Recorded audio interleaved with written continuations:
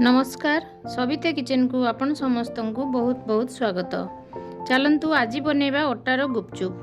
वीडियोटी को शेष पर्यंत देखंतु। पसंद आसिले लाइक शेयर और सब्सक्राइब करने को अनुरोध रहिला।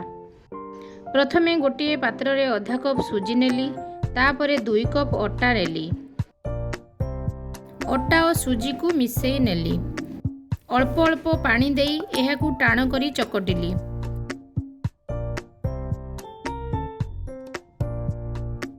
एहीपरी चकटी सारी अध घंटा पई घोड़े रखीदेली। एहा भितरे मु अल्प तेंतुली को उषम पानी रे भिजेई देली। किछि समय परे तेंतुली पानी प्रस्तुत कली। सेथिरे स्वाद अनुसार आउ अल्प पानी देई तापरे सेथिरे पुदीना पत्र और कंचा लंका बटा देली। सेथिरे किछि आंब कसी अदा देली। अल्प धनिया पत्र देली। स्वाद अनुसार साधा लुण देली एवं अल्प कड़ा लुण मध्य देली। शेषरे भजा जीरा और लंका गुंड देई मिसई नेली। एहा सहित जलजीरा मध्य आपण माने देई परिबे। एबे अन्य एक पात्र रे मु 4टी आलू सिझा नेली। प्रथमे गोटे बड़ पियाज काटी सेथिरे देली। स्वाद अनुसार लुण देली। सिझी रखिथिबा बुट देली। भजा लंका और जीरा गुंड और धनिया पत्र देई मिसई नेली।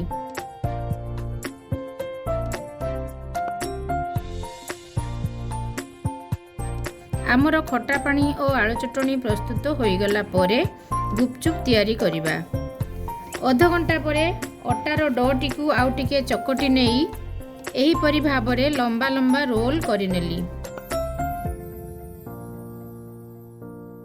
गोटे छुरी साहाय्य एही परी काटिली।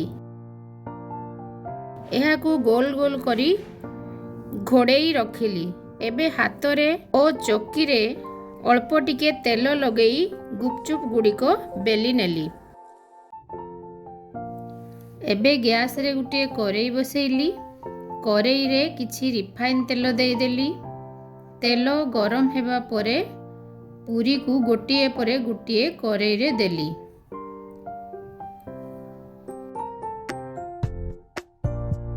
एबे देखंतु पूरी गुड़िक लाल हो गलानी। एही समय गैस रो फ्लेम को मीडियम रे रखिली। एगुड़िक भल भाबरे फुलिछि मध्य। एही परी सबु गुपचुप गुड़ी को छाणी नेली। एबे मोर समस्त गुपचुप प्रस्तुत हो गला। एहा पूरा कुरकुरिया होईछि।